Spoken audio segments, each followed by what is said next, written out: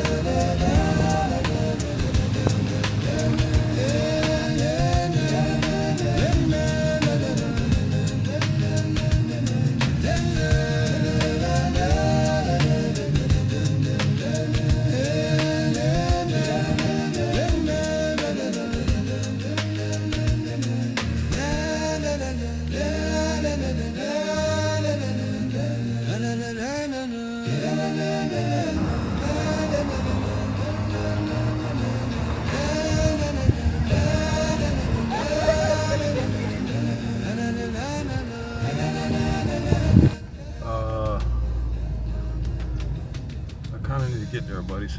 Appreciate it. Y'all look so beautiful, though. Look how beautiful y'all is. All right, let me.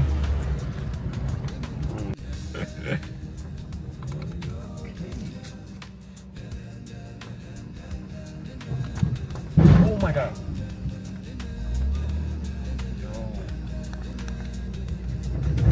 Uh-oh.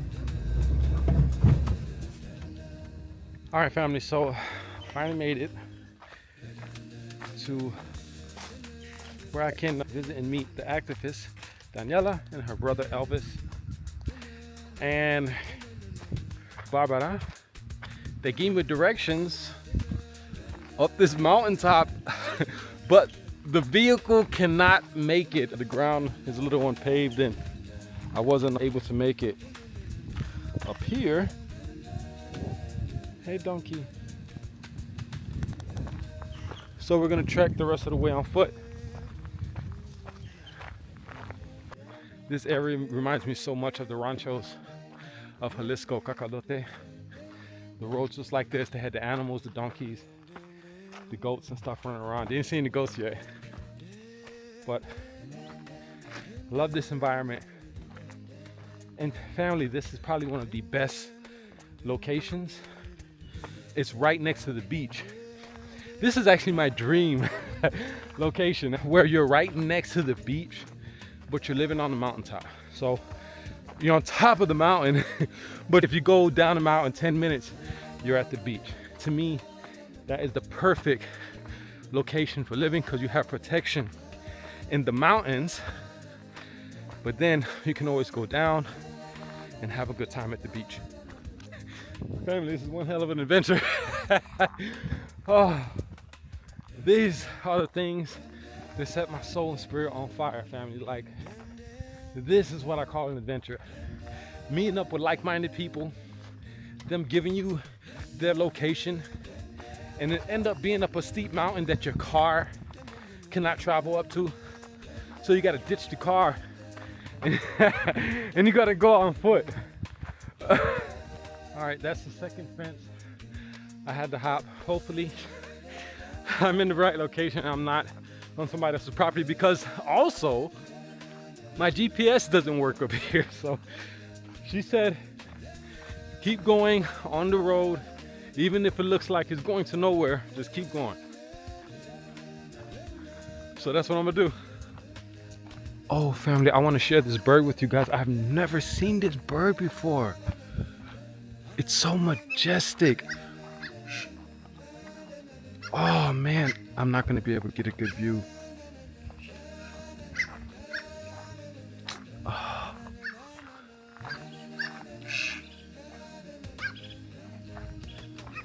Wow. Family, this would be a paradise for me if I lived here. Wow. Mango trees. Oh, these people living my life. All right, family, I'm definitely lost now. I went as far as I can go, and then it was a dead end. So the sun is going down and setting right now. So I'm gonna double back so I can get some internet connection and then find my way. All right, family, I'm gonna pick up a little jog. I do not want to be left in here at nighttime. It has absolute zero lights. So I would be definitely stuck. I'm gonna jump this gate again.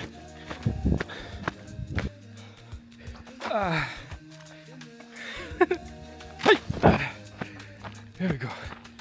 All right, back to the brisk jog. Yeah, I swear this guy be scaring the shit out of me. So, had some trauma with the donkey when I was young. Thought it was cool and nice. And it kicked the hell out of me. So now, I don't trust donkeys for nothing. Stay your way, buddy. Just stay there.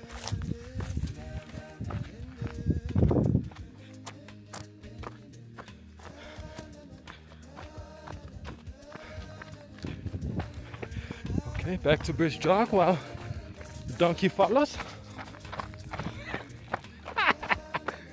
Oh. All right, family, made it back to the rental car. I'm not gonna lie. Started getting scary at the end when I thought I might be stranded here in pitch dark, but it was kind of exciting.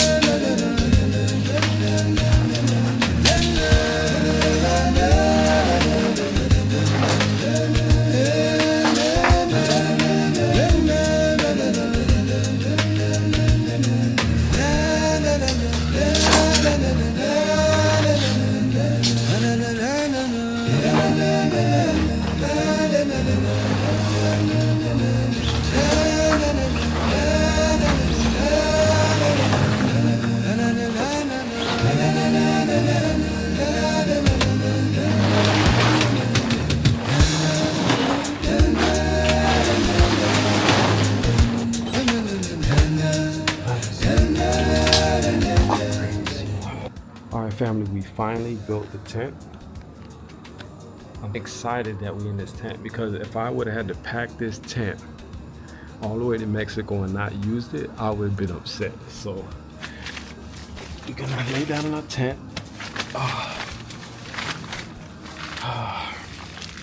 Just bare floor, no mattress, just like our ancestors.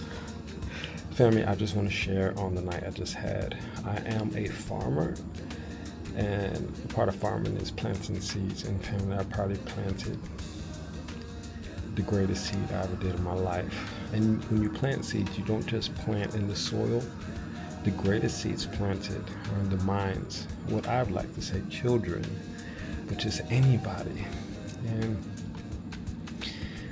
I'm excited to see how those seeds germinate. I didn't capture a lot of video on it because initially when I'm making and building relationships, I like to be genuine. And it's kind of hard to be genuine when you got a camera in somebody's face for the first time. They don't know if you're doing it truly from the heart or you're doing it for some views, especially in this content creator era.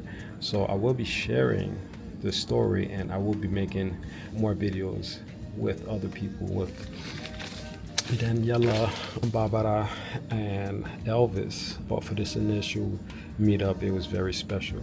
They again invited me inside their house, offered me food, we had drinks, we laughed, we danced, and then we had a deep conversation.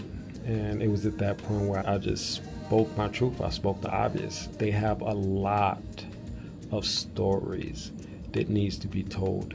Stories of their culture, just amazing stories. And I just expressed it in a way so they can basically understand it's a part of their culture and the responsibility to tell these stories. In the African culture, there was griots, and a griot is a storyteller.